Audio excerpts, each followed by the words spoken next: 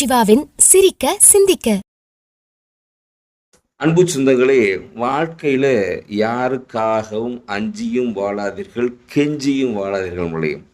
உங்களுக்கான வாழ்க்கையை உண்மையாக நேர்மையாக நீங்கள் வாழ்ந்து பாருங்கள் அன்பர்களே. நம்ம என்ன செய்கிறோம், நிறைய பேர் வாழ தெரியாமல் போய் சாமியார்கிட்ட போய் உட்கார்ந்து ஐடியா கேட்குறோம். எப்படி வாழ்கிறத பற்றி கேட்டுக்கிட்டு இருக்கோம்.